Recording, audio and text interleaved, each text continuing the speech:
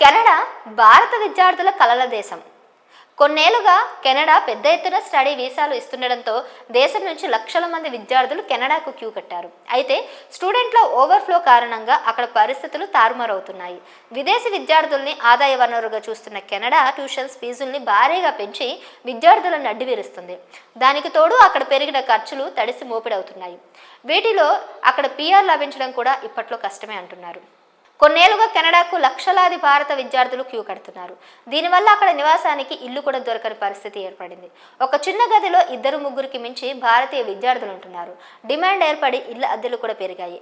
ఉద్యోగులు సైతం పెరిగిన ఖర్చులతో ఇబ్బంది పడుతున్నారు. దానికి తోడు కెనడా ఆర్థిక వ్యవస్థ దెబ్బతింది. ద్రవ్యోల్బణం కారణంగా నిత్యావసర వస్తువులు ధరలు కూడా పెరిగాయి. జాబ్ మార్కెట్ పూర్తిగా అస్తవ్యస్తంగా మారుతుంది. గతంలో పోలిస్తే ఇప్పుడు కెనడాకు వచ్చి చదువుకోవడం అనుకున్నంత సులభంగా లేదని అక్కడ ఉండే మన విద్యార్థులు అంటున్నారు. విద్యా సంస్థలు ట్యూషన్ ఫీజులను కనీసం 25% పెంచేశాయి. చదువుకుంటూ పార్ట్ టైం ఉద్యోగాలు చేయాలనుకునే వారికి పరిస్థితి ఏమాత్రం బాగాలేదు. 2020-21లో చదువు పూర్తి చేసిన వారికి ఇప్పటికీ కూడా తాత్కాలిక ఉద్యోగాలు రావడం లేదు.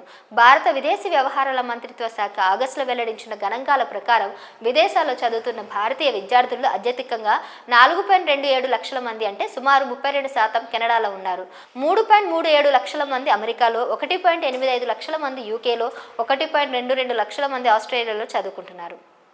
కెనడాకు ప్రత్యామ్నాయంగా అమెరికాకు వెళ్దామంటే స్టడీ వీసాలు రావడం కష్టంగా ఉందని విద్యార్థులు తెలిపారు. అమెరికాలో ఫీజులు కూడా ఎక్కువే. ఎక్కువ మంది ఆ దేశానికి వెళ్తుండడంతో అందరికీ ఉద్యోగాలు దొరకని పరిస్థితి నెలకొంది. అటు కెనడాకు దరఖాస్తు చేయడమే ఆలస్యం, వీసాలు వచ్చేస్తున్నాయి. చదువుకుంటూనే అధికారికంగా పార్ట్ టైం ఉద్యోగం చేసుకోవచ్చని కెనడాకు విద్యార్థులు క్యూ కడుతున్నారు. దీంతో కెనడాలో పరిస్థితులు మారిపోతున్నాయి. అమెరికా నుంచి భారతీయ విద్యార్థులతో పాటు మొత్తం 14 దేశాల వారిని తమ దేశానికి రప్పించుకునే ఉద్దేశంతో కెనడా చర్యలు తీసుకుంది. స్పీడ్గా స్టడీ వీసాలు ఇచ్చేందుకు స్టూడెంట్ డైరెక్ట్ స్ట్రీమ్ పథకాన్ని కెనడా 2018లో తీసుకొచ్చింది. దీనివల్ల ఇలా దరఖాస్తు చేయడం, అలా వీసా రావడంతో భారీ సంఖ్యలో విద్యార్థులు కెనడాకు వెళ్లారు.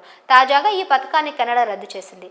దీంతో కెనడాలో చదవాలనుకునే భారతీయ విద్యార్థులు రెగ్యులర్ స్టడీ పర్మిట్ స్ట్రీమ్ ద్వారా దరఖాస్తు చేసుకోవాల్సి ఉంటుంది. దానివల్ల వీసాల జారీ బాగా ఆలస్యం అవుతుంది. మరోవైపు కెనడాలో ట్యూషన్ ఫీజులు పెరుగుదల, అక్కడ పెరిగిన జీవన వ్యయాలతో విద్యార్థుల కెనడా కలలు చెదిరిపోతున్నాయి.